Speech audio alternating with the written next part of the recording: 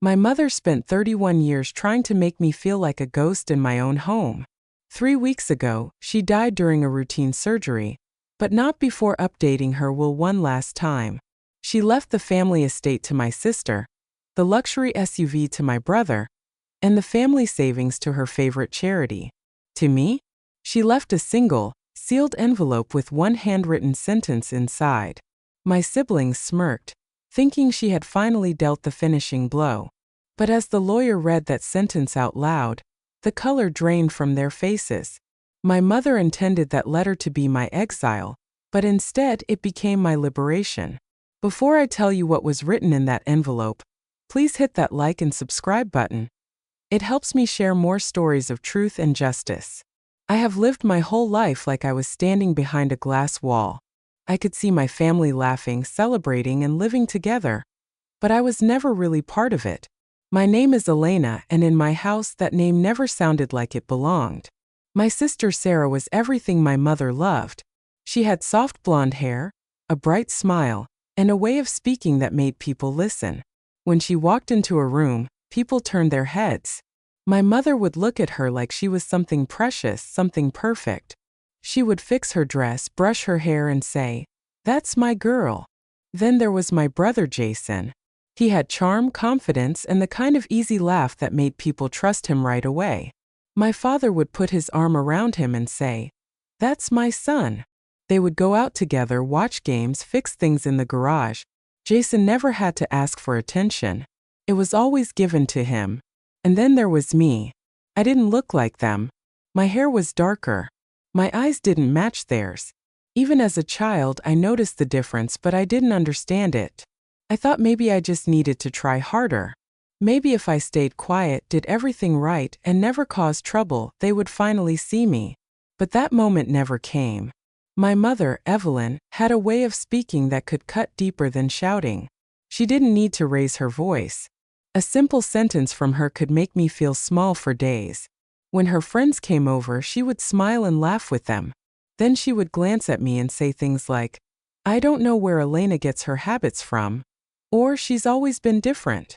Different. That word followed me everywhere. At dinner, I would sit quietly, listening to them talk. Sarah would share stories about her friends. Jason would talk about his plans. My parents would listen, proud and interested. When I tried to speak, the room would go quiet for a second. Then someone would change the topic. It was like my voice didn't belong there. I remember one night very clearly.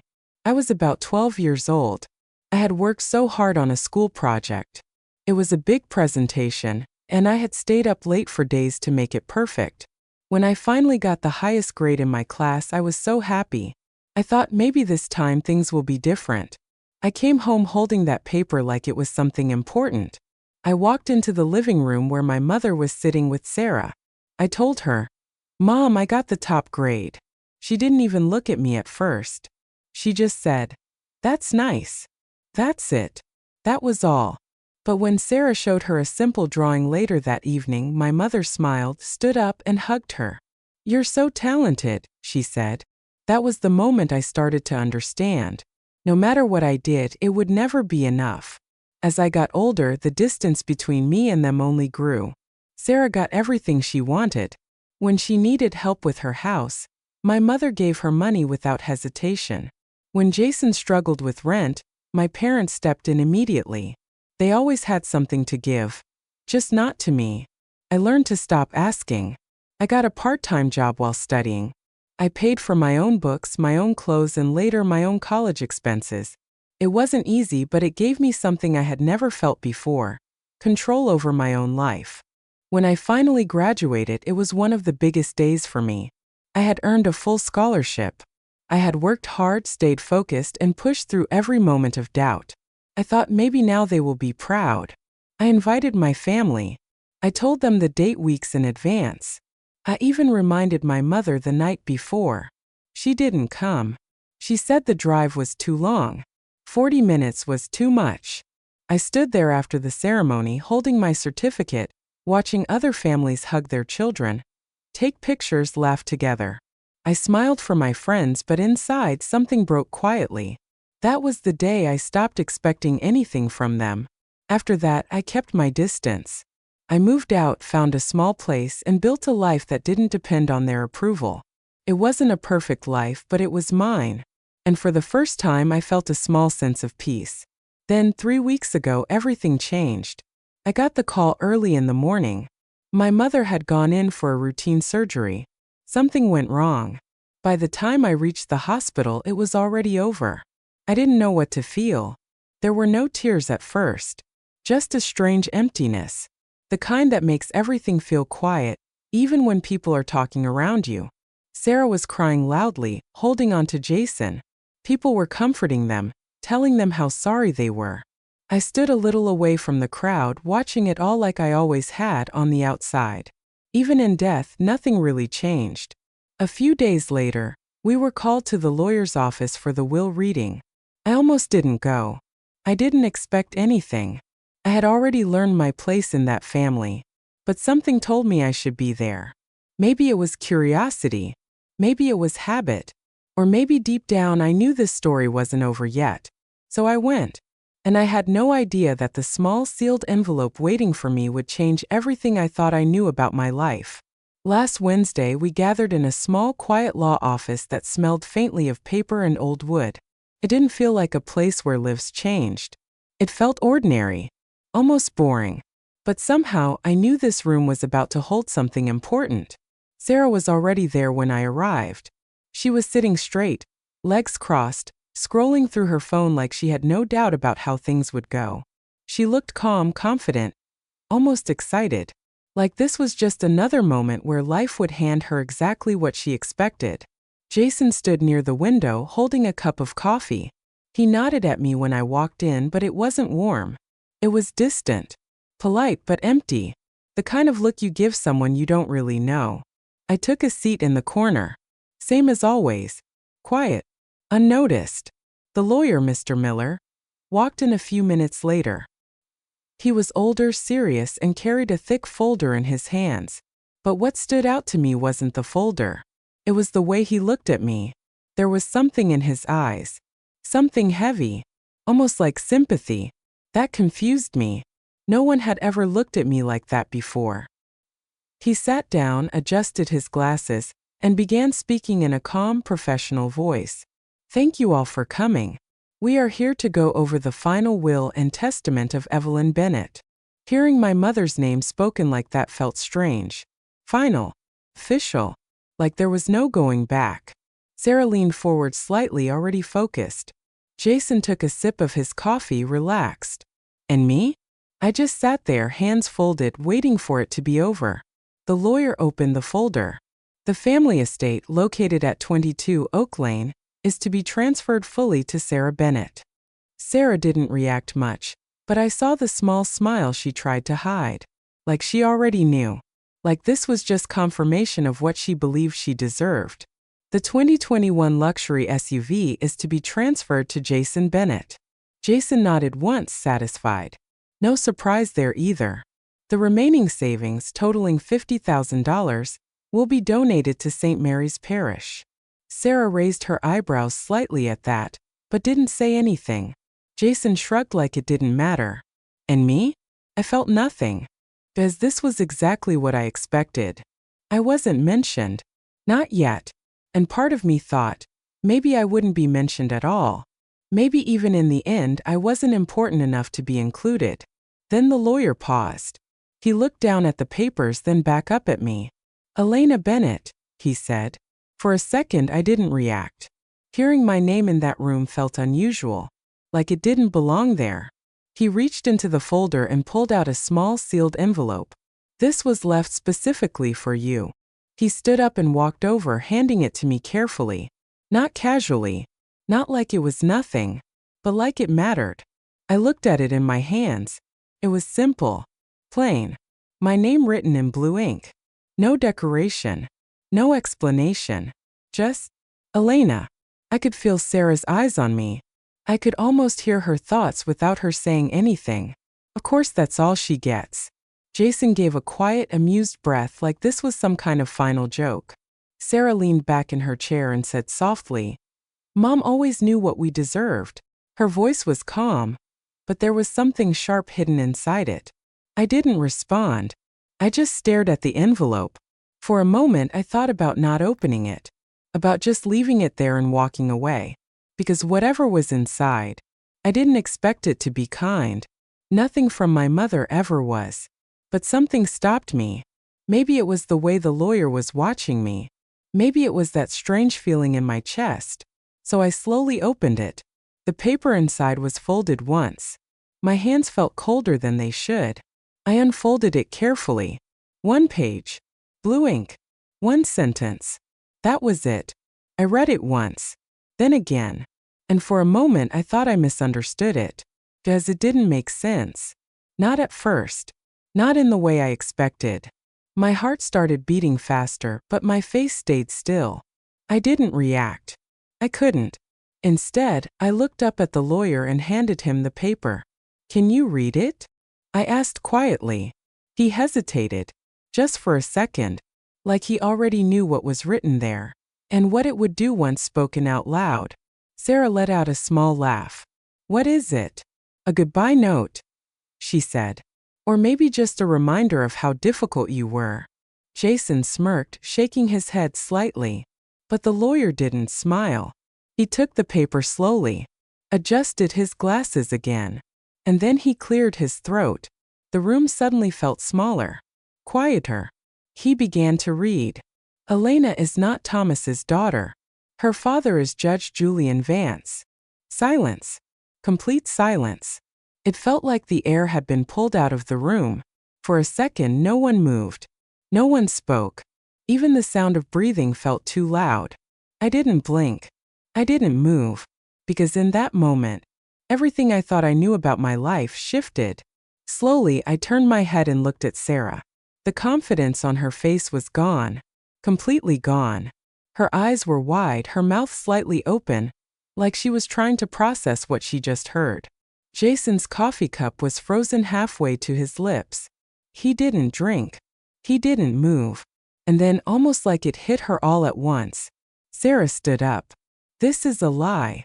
Her voice was sharp, loud, breaking through the silence like glass. "This has to be a mistake. She's lying. Even now she's lying."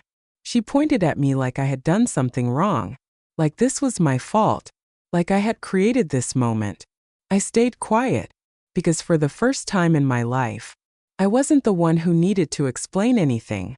The lawyer spoke calmly but firmly. "This statement was written and signed by your mother herself. It is legally part of the will." Sarah shook her head, stepping back. No, this doesn't change anything. She's still not one of us. Not one of us." Those words should have hurt. But they didn't. Because something inside me had already started to change. Jason finally spoke, quieter than before. "Who is Julian Vance?" The lawyer looked at him. And this time his voice carried weight. Judge Julian Vance was one of the most respected circuit court judges in this county. He passed away 2 years ago. The name hung in the air. Heavy. Important. Different. And suddenly everything about my life, my past, my mother's behavior, started to feel like pieces of a puzzle that never quite fit. Until now. The name stayed in the air long after the lawyer finished speaking. Judge Julian Vance. I had heard that name before. Not personally. Not in conversations at home. But in the world outside it carried weight. People spoke it with respect. With importance. He wasn't just another man. He was someone known. Someone remembered. And somehow, I was connected to him. Didn't feel real. Sarah was the first to break the silence again. "I don't care who that man was," she snapped. "This changes nothing. She's still not part of this family." Her voice was louder now, but it wasn't strong anymore. There was something else in it. Something shaky. Fear. Jason ran a hand through his hair, looking confused. "Wait. So what does this even mean?" he asked, looking at the lawyer. "Is this just some statement? Or does it actually affect anything?" The lawyer closed the folder slowly, then folded his hands together on the table. "It affects more than you think," he said. That was the moment everything shifted again. Sarah frowned. "What is that supposed to mean?" The lawyer looked directly at me before answering. Before Judge Vance passed away, he created a legal trust. The word trust made Sarah's posture change instantly. I saw it. The tension in her shoulders. The way her eyes narrowed slightly. What kind of trust? She asked quickly. A private inheritance trust, the lawyer replied calmly. It was designed for a biological child he believed existed, but was never able to find. My heart skipped. Jason blinked. Wait, are you saying? The lawyer nodded once. Yes. For years, Judge Vance had reason to believe he had a daughter. He hired investigators. He made attempts to locate her. But every attempt failed. I felt something cold move through me. Failed. Not because I didn't exist, but because someone stopped him. The lawyer continued, his voice steady. According to records, those efforts were blocked repeatedly. Blocked. I didn't need him to say it. I already knew who. My mother. A quiet realization settled deep inside me. Not loud. Not dramatic. Just heavy and clear. This wasn't distance. This wasn't indifference. This was control. Sarah shook her head again, stepping forward. This is ridiculous. Even if that's true, it doesn't mean anything. He's dead. Whatever he had doesn't just magically go to her. Her voice was sharper now. Urgent. The lawyer turned his attention to her. Actually, it does. Silence again. He continued. The trust was written with a condition. If his biological child was ever confirmed, that person would become the sole beneficiary. Jason let out a slow breath. How much are we talking about? Sarah shot him a look, but she was thinking the same thing. The lawyer didn't rush his answer. The total value of the trust is estimated to be over $600,000. The number landed hard. But he wasn't finished. That includes financial assets and a private cottage located on the Vance estate. This time no one spoke. Not even Sarah. Because this wasn't small. This wasn't something you ignore. This was life-changing. I sat there, still holding onto the edge of my chair, trying to understand what was happening. 600,000. A home. A name that carried respect. None of it felt like it belonged to me. And yet it did. Sarah's voice came back, but it sounded different now. Tighter. Controlled. No, she said quietly. No, there has to be something wrong here. You can't just give her everything because of one sentence. The lawyer didn't react to her tone. It's not just one sentence, he said. There will be a formal verification process. But given the documentation your mother provided, the claim is valid enough to proceed. Valid. That word echoed in my mind. For 31 years I had been made to feel like I didn't belong. And now suddenly, I was valid. Jason looked between us, then back at the lawyer. And what about this will? He asked. Does anything change here? The lawyer paused. Then he said something none of us expected. You should be more concerned about what you've inherited. Sarah frowned immediately. What does that mean?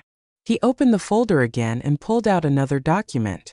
The house at 22 Oak Lane, he said, has an outstanding lien. Sarah's face tightened. What kind of lien? Approximately $60,000. Her reaction was instant. That's impossible. Mom would never. She did, the lawyer said calmly. It appears she took out a loan against the property 2 years ago. 2 years ago. The same time Judge Vance passed away. The same time everything was being hidden. Jason straightened slightly. And the SUV? He asked. The lawyer looked at him. The vehicle is still under financing. Additionally, there are reports of mechanical issues. The transmission may need replacement soon. Jason's expression dropped. Suddenly, the things they thought were rewards didn't look so valuable anymore. Sarah stepped back slowly, her confidence completely gone now. This doesn't make sense, she whispered. Why would she do this? But I already knew the answer. Because for my mother, this was never about fairness. It was about control. She made sure that even in the end she could shape how things played out. She gave them what looked like everything, and gave me what looked like nothing. But the truth? was the exact opposite. I stood up slowly. No one stopped me. No one spoke. For the first time in that room, I wasn't invisible. I wasn't the extra piece. I wasn't the mistake. I was the center of something they couldn't control anymore. And as I walked toward the door, I realized something quietly but clearly. For the first time in my life, I wasn't walking away with less. I was walking away with the truth. And that truth had just changed everything. I didn't expect what came next. I thought the truth would be enough. That once everything was revealed, people would step back, accept it, and move on. I thought maybe for once things would end quietly. I was wrong. The moment we stepped outside the lawyer's office, the air felt different. Heavy. Tense. Like something was about to break. Wait. Sarah's voice stopped me before I could take another step. I turned slowly. She was standing there, arms crossed, her expression tight. Jason stood slightly behind her, watching, unsure which side he should be on. For a second, no one spoke. Then Sarah walked closer. "You're not seriously thinking of going through with this, are you?" she said. Her tone wasn't curious. It wasn't even angry. It was controlled. Careful. Like she was trying to keep something from slipping. I looked at her, confused. "Going through with what?" "This," she said, gesturing vaguely. "This whole claim. This story." I stared at her for a moment. "It's not a story," I said quietly. Her jaw tightened. "You heard one sentence. That's it. That doesn't suddenly make you part of some rich man's life." "I never said it did." "Then what are you saying?" she snapped. I didn't answer right away. Because the truth was, I didn't fully know yet. Everything had happened so fast. The reveal. The trust. The lies. It was still settling inside me. But one thing was clear. This wasn't something I was going to ignore. Jason stepped forward slightly, raising his hands in a calm gesture. "Look, let's just think about this for a second," he said.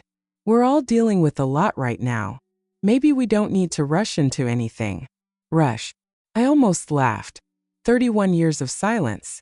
And now suddenly they were worried about rushing. Sarah didn't like his tone. "No, we do need to talk about it," she said firmly. Then she turned back to me. "Because this affects all of us." "How?"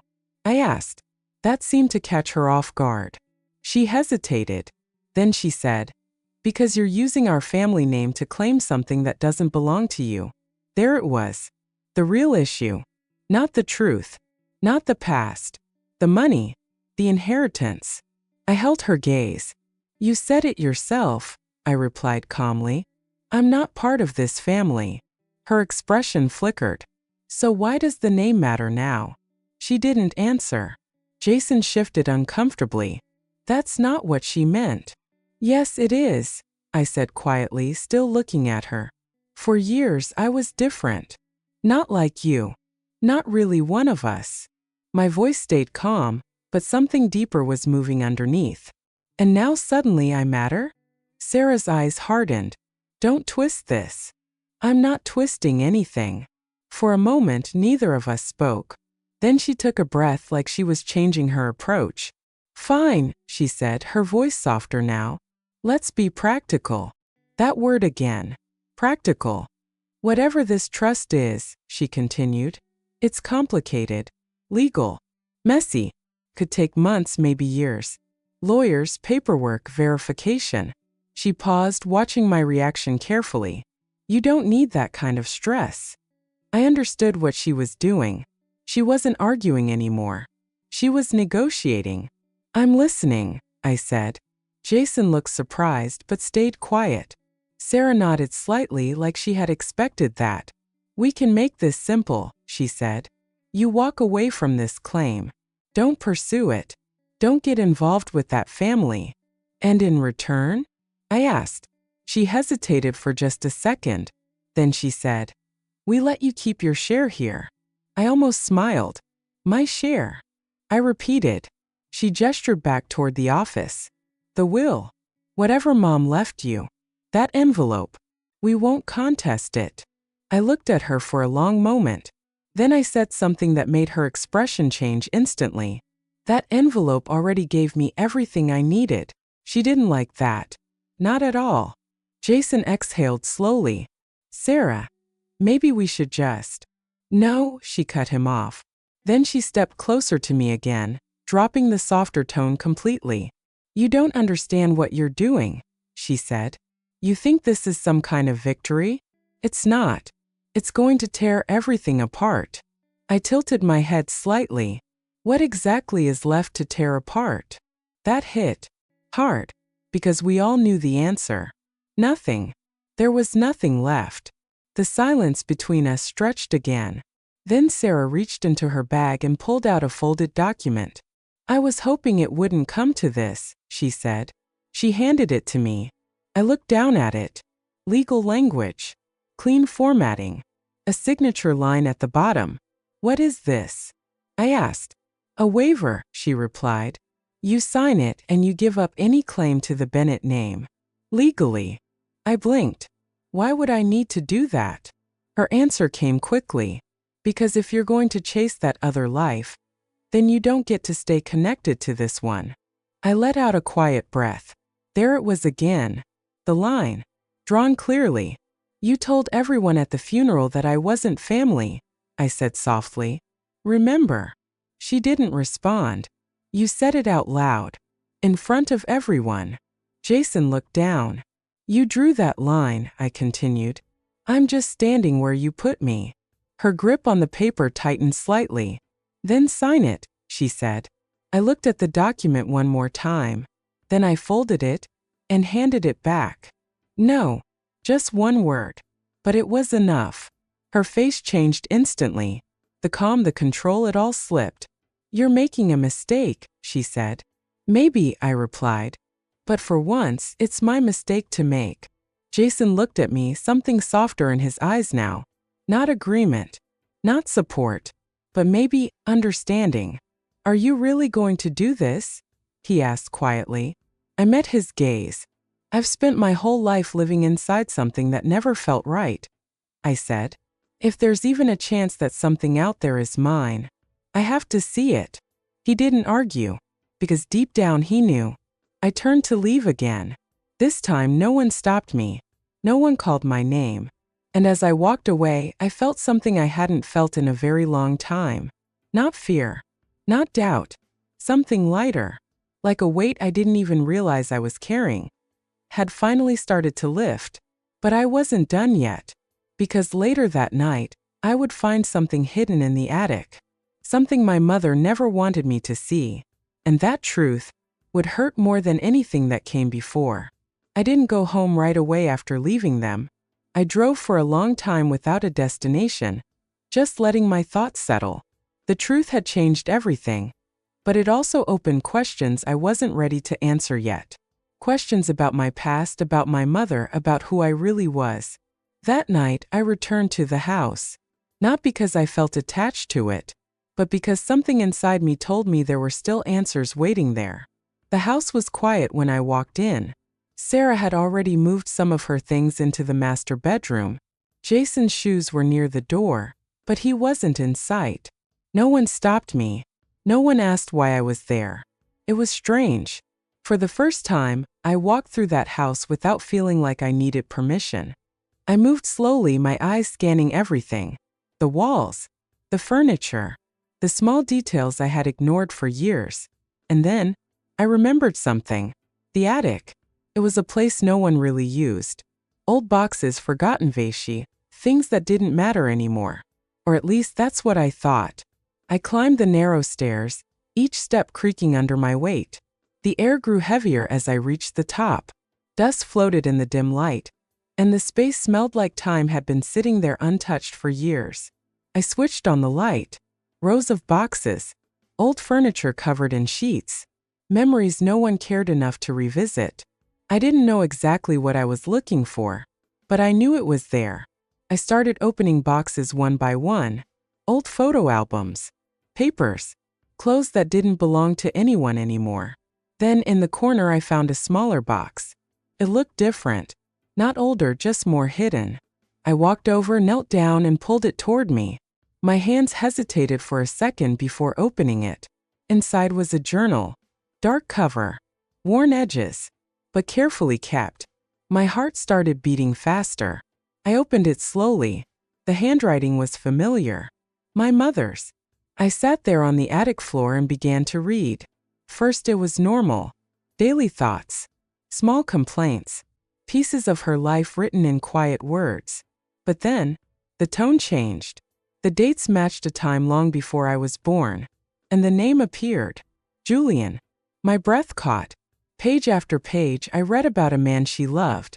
Not casually. Not lightly. Deeply. She wrote about waiting for him. About believing he would leave everything behind for her. About promises that were never kept. He was married. He didn't leave his wife.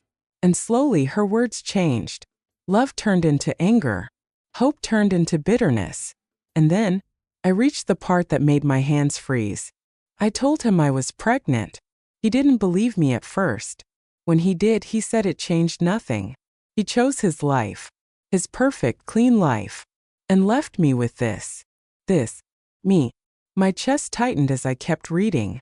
I won't let him have this child. He doesn't deserve her. He doesn't deserve anything from me. He will never know her. And she will never know him. The words felt sharp. Final. Planned. Every page after that became harder to read. She wrote about raising me. But not with love. With resentment. I look at her and I see him. Every time. It's like he's still here. Reminding me of what I didn't get. My hands trembled slightly. For years, I thought I was the problem. That I wasn't enough. That I was different in a way that made me hard to love. But the truth was simpler. And colder. I was never the reason. I was the reminder. She didn't hate me because of who I was. She hated what I represented. A love she didn't get. A man who didn't choose her. And I carried that weight without even knowing it. I closed the journal slowly. The silence in the attic felt heavier now. But inside me, something had shifted. Not broken. Not shattered. Released. For the first time in my life, I understood. It was never about me. I sat there for a long time just breathing, letting that truth settle. Then I stood up. I didn't take the journal with me. I didn't need to. I already had what mattered. The truth. A few weeks later, everything moved forward. The legal process confirmed what the letter had revealed. I was Judge Julian Vance's daughter. The trust was mine. The cottage on the Vance estate became my home. The first time I saw it, I stood there quietly taking it all in. It wasn't huge or overly fancy, but it felt peaceful. Like a place where I could finally exist without feeling out of place. And then, I met her. Claire. His other daughter. My sister. I didn't know what to expect. I thought it might be awkward. Distant. Maybe even uncomfortable. But it wasn't. She looked at me with something I had never seen before. Warmth. Real honest warmth. "I've been hoping they would find you," she said softly. No judgment. No hesitation. Just welcome. And for the first time, the word sister didn't feel heavy. Felt right. Life didn't suddenly become perfect. But it became real. I built something new. Not based on approval. Not based on fear. But on truth. Sometimes I still think about the old house. About Sarah. About Jason. But not with anger. Just distance. They kept what they believed was theirs. And I finally found what was mine. For 31 years, I thought I was a piece that didn't fit anywhere. Now I understand. I was never the wrong piece. I was just placed in the wrong puzzle. Which moment stayed with you the most? Was it the truth in the lawyer's office? Or the truth hidden in the attic? If you've ever had to stand alone to find your own place in the world, type "I stood up" in the comments. And if this story touched you, don't forget to like and subscribe. I'm Elena, and this is my truth.